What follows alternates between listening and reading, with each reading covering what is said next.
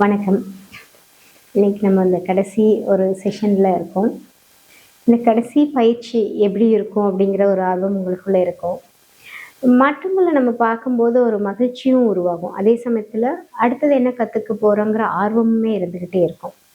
அந்த இடத்துல நீங்க உங்களோட தொடர்ந்த அந்த பயணம் உங்களுக்கான ஒரு வெற்றிய கண்டிப்பா கொடுக்கும். ஏன்னா, ஒரு விஷயத்துல நம்ம ஆழ்ந்து போறது அதுக்குள்ள அடுத்தடுத்து என்ன இருக்குன்றத தெரிஞ்சுக்கிறது, இதுவுமே ஒரு பெரிய எஃபோர்ட். ஸோ இதுலயே முடிவாயிருந்திருக்கும். கண்டிப்பாவே நீங்க ஆரோக்கியமா தான் வாழப் போறீங்க அப்படிங்கிறது. ஸோ அந்த இடத்துல இன்னைக்கு நம்ம தெரிஞ்சுக்கிற ஒரு விஷயம், காக்னிட்டிவ் கிளாரிட்டி அப்படின்னு சொல்லுவோம். அதாவது மூளைக்கு தெளிவு இருந்தா மட்டும் தான் அதனால ஒரு விஷயத்த செய்ய முடியும். தெளிவு இல்ல அப்படின்னா, நமக்கு ஜென்ரலாவே ஈவன் ஸ்ட்ரெஸ்ஸா இருந்தாலுமே அதுல ஒரு தெளிவு இருக்கும். இப்படிதான் என்னோட பிரச்சனை அப்படின்னு. அததான் மூளை உள்வாங்கிக்கும். அததான் மறுபடியும் அ உருவாக்கும். அப்போ இங்க டயபெட்டிஸ் அப்படிங்கிறது ஒரு தெளிவு.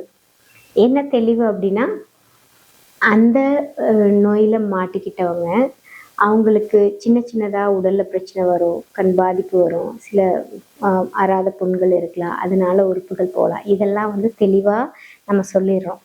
இப்படி ஒரு தெளிவ குடுத்தீங்கன்னா, அதை செயல்படுத்துறதுக்காக தான் மூளை வந்து ரொம்ப வேலை செஞ்சுட்டே இருக்கும். அது ஏதாவது ஒரு விதத்துல அதை உண்மையா மாத்திரும். அப்ப இந்த தெளிவு வேணாம் இல்லையா நமக்கு? அப்ப நமக்கு என்னதான் நடக்கணும்? அப்படிங்கிறதுல அந்த தெளிவ வந்து அதிகப்படுத்தி பார்க்கணும். அப்ப நம்மளுக்கு எப்படி தெளிவு கிடைக்கும்னா, ஒரு வார்த்தைக்கு இவ்ளோ அர்த்தம் இருக்கு. அப்போ ஒரு அ இமேஜ், ஒரு பிக்சருக்கு இன்னும் அர்த்தங்கள் அதிகம். இப்ப எக்ஸாம்பிள்க்கு, இப்ப உங்களோட வாழ்க்கை இப்ப நீங்க வாழ்ந்துட்டு இருக்கீங்க. உங்களுக்கு வந்து ஒரு ஆல்மோஸ்ட் ஒரு 50 இயர்ஸ் ஆச்சு அப்டின்னா, இப்ப நீங்க உங்க ஃப்யூச்சர ஒரு ஒரு இமேஜ்ல பாருங்க அப்டின்னா, நீங்க எப்டி பார்ப்பீங்க? ஒரு இமேஜ்ல பாருங்க அப்டின்னா, ஆ அது டக்குன்னு நம்மளுக்கு அந்த இமேஜ் எப்டி உருவாகும் அப்டின்னா, இதுக்கு முன்னாடி அனுபவிச்சதுக்கு தகுந்த மாரி தான் இமேஜ் வந்துட்டு போகும். அப்ப என்னலாம் நாம அனுபவிச்சிருக்கோம், நமக்கு என்னலாம் சொல்லிக் குடுக்கப்பட்டிருக்கோ, அதுக்கு தகுந்த மாரி தான் ஒரு படம் வந்து நம்ம மைண்ட்ல வந்துட்டு போகும். ஆனா, அந்த படம், அந்த படக்காட்சி நம்ம மைண்ட்ல வந்துட்டு போகும்போது, அதுக்கு அவ்ளோ எனர்ஜி உருவாகும். அதுக்கப்புறம் அதுக்கெல்லாம் நெறைய தாட்ஸ் உருவாகும். அதுக்கப்புறம் அது ப்ராசஸ் பண்ண டைம் எடுத்துக்கும். ஸோ, அப்ப அந்த படம் வந்து ரொம்ப பவர்ஃபுல்லான ஒரு விஷயம். அதுதான் நம்ம மூளைக்கு நம்ம குடுக்குற கிளாரிட்டி. நம்ம மூளைக்கு தெளிவா ஒரு விஷயத்த சொல்லணும்னா, அது படமாவும் குடுக்கலாம் அப்படிங்கிறது தான். இப்ப எக்ஸாம்பிள்க்கு, இப்ப நீங்க வந்து ஒரு 2030ல இப்ப 2026ல இருக்கோம். 2030ல நீங்க வந்து ஒரு புதுசா ஒரு வில்லா வாங்கி, அதுல உங்களுக்கு புடிச்ச கார வாங்கிட்டு, அ அதுல உங்க ஃபேமிலியோட ஹேப்பியா வாழ்ற மாரி ஒரு இமேஜ நீங்க கிரியேட் பண்றீங்க. அந்த இமேஜ பார்த்தவுனே உங்களுக்கு என்ன தோணும்? அதுல நெறைய நிகழ்வுகள் அப்படியே உருவாகும். அதுக்கு முன்னாடி நீங்க அத எப்படி பில்ட் பண்ண போறீங்க? எப்படிலாம் வாங்குறீங்க? வாங்கி முடிச்சதுக்கப்புறம் எப்படி வாழ்றீங்க? இதெல்லாம் இருக்கு அதுக்குள்ள, அந்த இமேஜ்க்குள்ள. அப்ப இந்த இடத்துல ஒரு சின்ன தெளிவு என்னன்னா, ஆ நம்மளுக்கு இந்த மாரி ஒரு வில்லா, இந்த மாரி ஒரு கார். இன்னும் டீட்டெயில்டான எனக்கு தெளிவு வேணும் அப்படின்னா, அந்த வில்லாக்குள்ள இன்னுமே ஒவ்வொரு ரூம்ஸும் எப்படி இருக்கணும்? அது ஒவ்வொரு ரூம்ஸ்குள்ளேயும் இன்டீரியர் எப்படி இருக்கணும்? அந்த இன்டீரியர் ஒவ்வொன்னும் என்ன மாடல்ல, என்ன டிசைன்ல இருக்கணும்? இது எல்லாத்தையும் நம்ம டீட்டெயில்டா போய் பார்த்தோம் அப்படின்னா, அப்ப இன்னும் கிளாரிட்டி கிடைக்கும் நம்மளுக்கு. இந்த கிளாரிட்டிய வச்சு தான் நம்மளோட செயல்கள், நம்மளோட நிகழ்வுகள் எல்லாமே கனெக்ட் ஆகும். அப்ப நம்ம அந்த கிளாரிட்டிய குடுத்துக்கிட்டே இருக்கிறதுங்கிறது நம்மளோட வாழ்க்கையில இருந்துகிட்டே இருக்கணும். நம்ம கிளாரிட்டி இல்லாம நம்ம நகுந்தோம் அப்படின்னா, யாரோ ஒருத்தங்க ஒரு தெளிவான ஒரு விஷயத்த உருவாக்கி வச்சிருந்தாங்கன்னா, அந்த இடத்துல நம்ம போய் மாட்ற மாதிரி ஆயிரும். இப்ப எக்ஸாம்பிள்க்கு ஒரு மெடிக்கல் சிஸ்டத்த எடுத்துக்கிட்டீங்கன்னா, நீங்க போறீங்க, உங்கள அசஸ் பண்றாங்க, டயக்னோஸ் பண்றாங்க. உங்களுக்கு இந்த மாதிரியான பிரச்சனை இருக்குன்னு சொல்றாங்க. அதுக்கு எல்லாத்துக்குமே அங்க தெளிவு இருக்கும். நீங்க போனோனே ஃபர்ஸ்ட்டு பிளட் டெஸ்ட் தான் எடுக்கணும். அதுக்கப்புறம் பிளட் டெஸ்ட்ல ஒரு மெஷர்மென்ட் இருக்கும். அந்த மெஷர்மென்ட்டுக்கு தகுந்த மாரி உங்க சுகர் லெவல அவங்க வந்து சொல்லுவாங்க. அந்த சுகர் லெவலுக்கு தகுந்த மாரி இந்த மெடிசின பிரிஸ்கிரைப் பண்ணுவாங்க. இதெல்லாம் வந்து ஆல்ரெடி தெளிவா இருக்கு. அந்த தெளிவான சிஸ்டத்துக்குள்ள மாட்டும்போது, அதுக்கு தகுந்த மாரி தான் நம்ம அந்த இடத்துல இருக்க முடியும். அதே மாதிரி நம்ம வாழ்க்கைக்கு என்ன வேணுங்கிற தெளிவ நம்ம உருவாக்கிக்கிட்டே இருக்கணும். அந்த தெளிவ உருவாக்காத போது, நமக்குன்னு ஒண்ணு இல்லன்னும் போது, அடுத்த விஷயத்துல தான் நம்ம போய் மாட்டிக்குவோம். ஸோ, அப்ப அந்த தெளிவ எப்படி குடுக்கலாம்? என்கிட்ட ஒருத்தர் வந்திருந்தாரு. அவருக்கு டயபெட்டிக்ஸ் இருந்தது. இப்ப அவரு அதெல்லாம் இல்லாம ரொம்ப அழகா வாழ்ந்துட்டு இருக்காரு. அவர் வரும்போது, அவர் வந்து ஒரு பெயிண்ட்டெல்லாம் விற்கிற மாதிரியான ஒரு ஷாப் ரன் பண்ணிட்டு இருந்தார். அவருக்கு சின்ன சின்ன பிரச்சனைகள் இருந்தது. வீட்டு பிரச்சனைகள், ஈவன் அவர் ஃபினான்ஷியலாக சில ஸ்ட்ரகிள்ஸ் இந்த மாதிரிலாம் இருந்தது. ஸோ அதெல்லாம் நாங்கள் பேசி அதெல்லாம் சால்வ் ஆகிட்டே இருந்துச்சு. இப்போ ஆல்மோஸ்ட் இந்த 9th செஷன் முடிஞ்சோன்னா அவர் ரொம்ப நிம்மதியாக எப்போவுமே தனக்குள்ள ஒரு செல்ஃப் டாக்கும், நான் நல்லா தான் இருக்குது வாழ்க்கை அப்படிங்கிறது எல்லாமே அவருக்குள்ளே போயிட்டு இருந்துச்சு. ஆனால் இந்த கடைசி செஷனில் தான் அவர் ஒரு விஷயத்த சொன்னார். இப்போ எனக்கு வந்து அடுத்த 5 வருஷத்துலேருந்து 10 வருஷத்துலேருந்து 20 வருஷத்துக்கு எனக்கு ஒரு தெளிவான ஒரு மேப் வேணும். அதை நான் இப்போ உருவாக்கினா நல்லா இருக்கும்னு தோணுது அப்படின்னு சொல்லிட்டு அவர் அதை கிரியேட் பண்ண ஆரம்பிச்சாரு. கிரியேட் பண்ணி அதை ஒவ்வொரு நாளும் அவர் இன்னும் டீப்பாக அவருக்குள்ள விஷுவலைஸ் பண்ணி பார்க்கும்போது அதெல்லாமே இவர் 10 வருஷமா அடைஞ்ச அந்த வெற்றி ஒரே வருஷத்துலயே கிடைக்க ஆரம்பிச்சது. அதாவது அது ஒரு ரொம்ப மகிழ்ச்சியா சொன்ன ஒரு விஷயம்.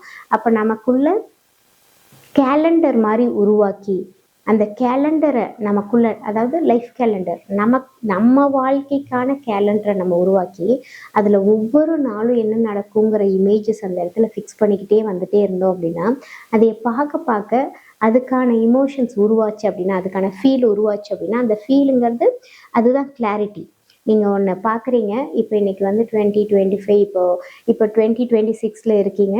இப்போ ஆல்மோஸ்ட் ஒரு மார்ச் மாதத்தில் இருக்கீங்கன்னா நீங்கள் 2026 டிசம்பரில் என்ன நடக்கும் அப்படிங்கிற ஒரு இமேஜ் நீங்கள் எடுத்து ஒட்டி அதை பார்த்துட்டே இருந்தீங்கன்னா அதை பார்க்க பார்க்க அந்த நியூரான் செல்ஸுக்கான ஒரு கனெக்ஷன்ஸும் கிளாரிட்டியும் கிடச்சிட்டே இருக்கும். அது என்ன பண்ணும் அப்படின்னா அதுக்கான ஒரு தெளிவை ரிசீவ் பண்ணிக்கிற அடுத்த செகண்டில் நமக்கே தெரியாமல் அதுக்கான ஆக்ஷன்ஸ் உருவாகி அது ஏதோ ஒரு விதத்தில் நம்மளுக்கு கிடைக்க ஆரம்பிக்கும்.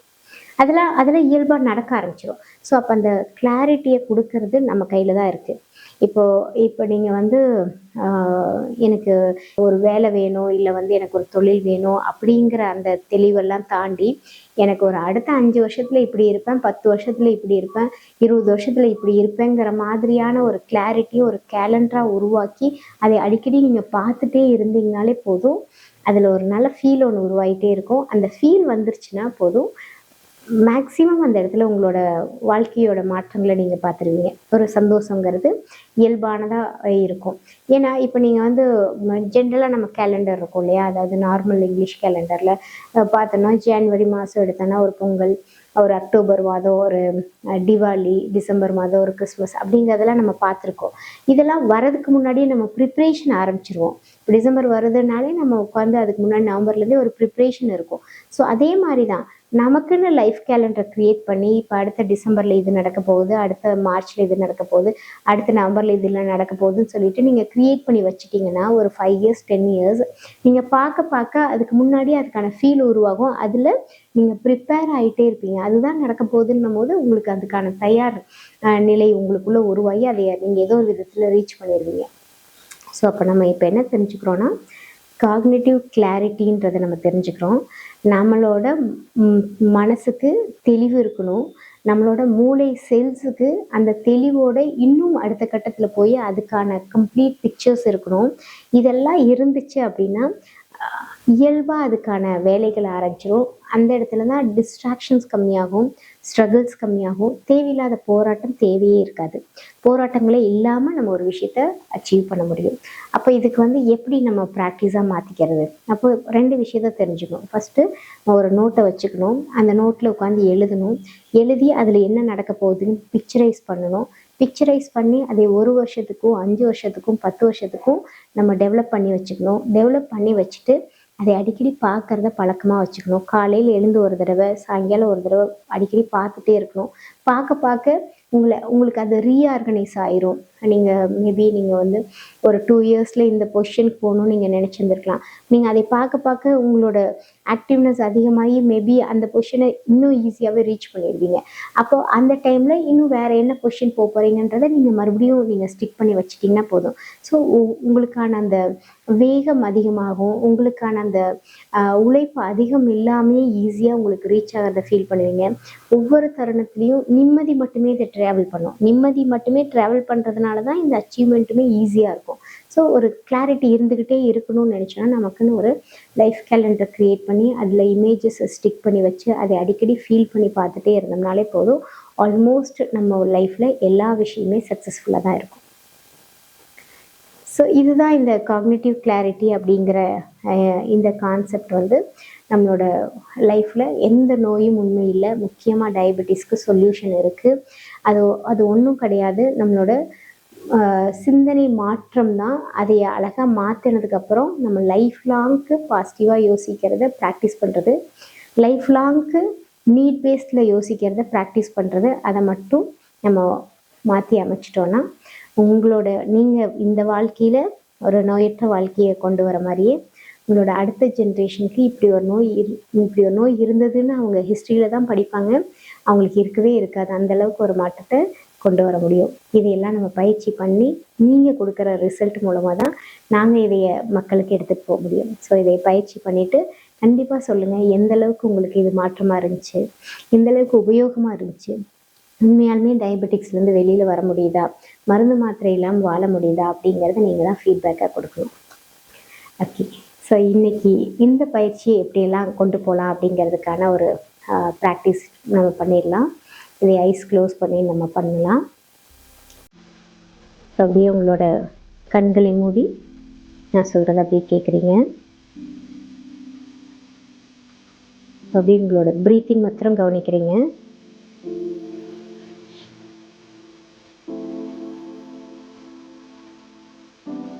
ப்ரீத் இன் ப்ரீத் அவுட் அப்படியே ஃபோக்கஸ் பண்ணி பார்க்குறீங்க.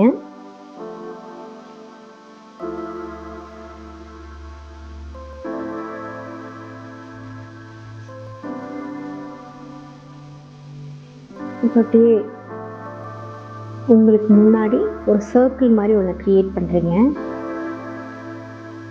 அந்த சர்க்கிளில் அடுத்து 1 இயரில் என்ன நடக்கணுமோ அதுக்கான இமேஜ் அப்படியே கேப்சர் பண்ணுறீங்க.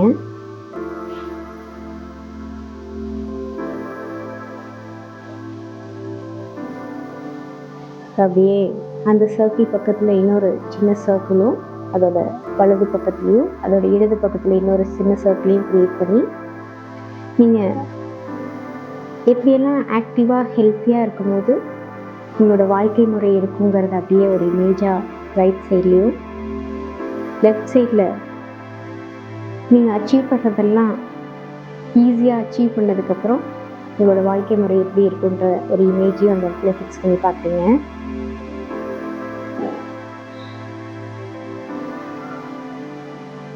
ஒரு நல்ல ஒரு ஃபீல் வருது. உங்களை ரொம்ப இளமையாக நீங்களே பார்க்குறீங்க, ஆரோக்கியமாக பார்க்குறீங்க. நிறைய நல்ல விஷயங்கள் உங்கள் வாழ்க்கையில் உருவாகிருக்கிறத அப்படியே கவனித்து பார்க்குறீங்க. அப்படியே ப்ரீத்திங் கான்சன்ட்ரேட் பண்ணுறீங்க.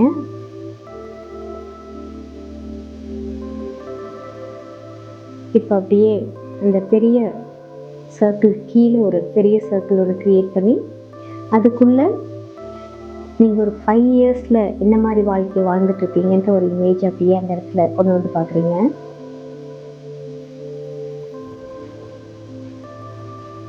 அதுக்குள்ளே நிறைய சந்தோஷம், சிரிப்பு,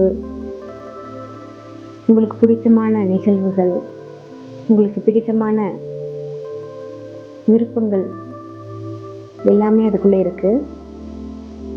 அதை அப்படியே ஃபீல் பண்ணுறீங்க. அப்படியே ப்ரீத்திங் கான்சன்ட்ரேட் பண்ணுறீங்க.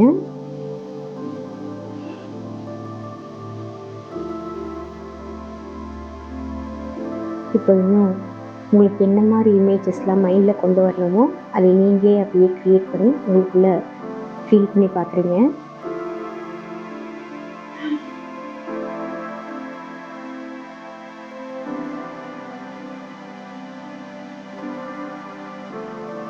அப்படியே பார்த்துட்டு அப்படியே ரிலாக்ஸ் பண்ணுறீங்க.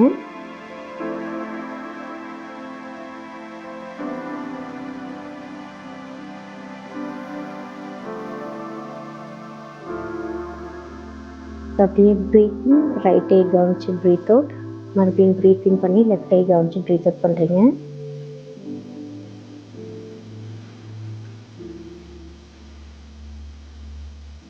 அப்படியே ப்ரீத்திங் பண்ணிவிட்டு லெஃப்ட் ஐ கவனிச்சு ப்ரீத் அவுட் பண்ணுறீங்க.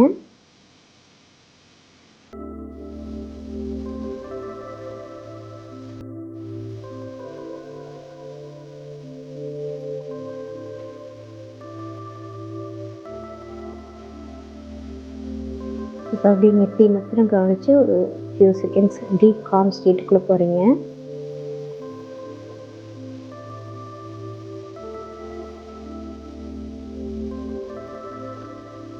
இதே ரிலாக்ஸ் பண்ணிவிட்டு ஸ்லோவாக உங்களுக்கு ஓகேனும் போது ஐஸ் ஓப்பன் பண்ண ட்ரை பண்ணுறீங்க.